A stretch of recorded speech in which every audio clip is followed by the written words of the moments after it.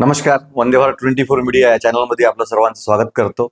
बऱ्याच दिवसानंतर आज आपण बातमी कव्हर करून राहिलो आणि महत्वाचा विषय घेऊन आलो आहे. मी तुमचा मित्र वनीश गोसले.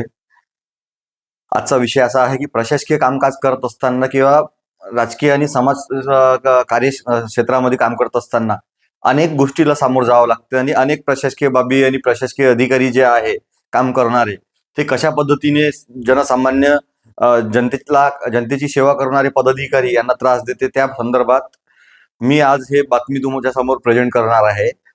मी काही दिवसापूर्वी दिल्ली, मुंबई, पुणा या 4-5 शहराच्या दौऱ्याला होतो आणि त्यानंतर माझ्या कुटुंबासोबत आणि माझ्या घरी काही घटना घडल्या. मी पळसखुंट ग्रामपंचायत या क्षेत्रामध्ये सरपंच म्हणून पदावर कार्यरत आहे. अनेक आपल्या चॅनलचे व्ह्युअर्स आहे त्यांना माहीत आहे. माझ्या ग्रामपंचायत क्षेत्रामध्ये आपण पूर्ण ग्रामपंचायत हे सीसीटीव्हीनी कव्हर केली आहे. पूर्ण ग्रामपंचायतला सीसीटीव्ही कॅमेरे लागले आहेत.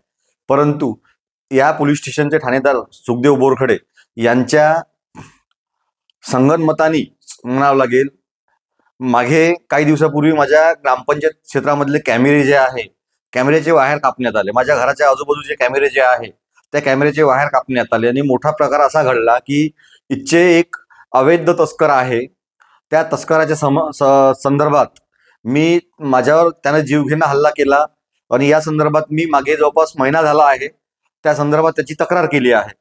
परंतु मागील महिन्याभरापासून त्या तक्रारीच्या अनुषंगाने कुठल्याही कारवाई सुखदेव बोरखडे यांनी केली नाही, ठाणेदार वडकी. आणि काल त्यांना विचारणा करायला गेलो असता मी माझ्या कुटुंबिक प्रसंगात एक कार्यक्रमामध्ये मी गेलो होतो आणि येताना Wadki police station हद्दीच्या police station कार्यालयाच्या समोरून जात असताना मला वाटलं की आपण आपल्या ज्या सीसीटीव्ही कॅमेरे वगैरे कापण्यात आले आणि जो गैरअर्ज आहे त्यांनी आपल्या घराची आणि आपल्या मालमत्तेची रेकी केली, त्या संदर्भात आपण जे तोंडी तक्रार फोनवरून तक्रार दिली होती मी बाहेरगावी असताना, त्याच्या संदर्भात ठाणेदार यांनी काय केलं, गैरअर्जदारच आहे ठाणेदार सध्या आज, कारण त्यांचं सुद्धा संभ्रम निर्माण करण्यासारखंच कार्य दिसून राहिलं आहे. तर त्या संदर्भात मी त्यांना विचारणा करायला गेलो असता ठाणेदार सुखदेव बोरखडे यांना फक्त मी हेच विचारलं की मी तुम्हाला वारंवार फोन करून राहिलो, तुम्ही माझा फोन घेत नाही. कारण मी एक लोकप्रतिनिधी आहे, मी सरपंच आहे. माझ्या कार्यक्षेत्रामध्ये 6 गावं येतात आणि 6 गावामध्ये जवळपास 3000च्या जवळपास लोकसंख्या आहे. तर मी 3000 लोकांचं नेतृत्व करून राहिलो आहे आणि कधीही कोणत्याही व्यक्तीला कोणतीही अडचण येऊ शकते. तर अशा प्रसंगी किमान ठाणेदार या पदावरच्या व्यक्तींनी एका सरपंचाचा फोन ब्लॅकलिस्ट टाकून ठेवणं हे शोभण्यासारखी गोष्ट नाही. त्यांनी मला सांगितलं की खाजगी फोन आहे माझा.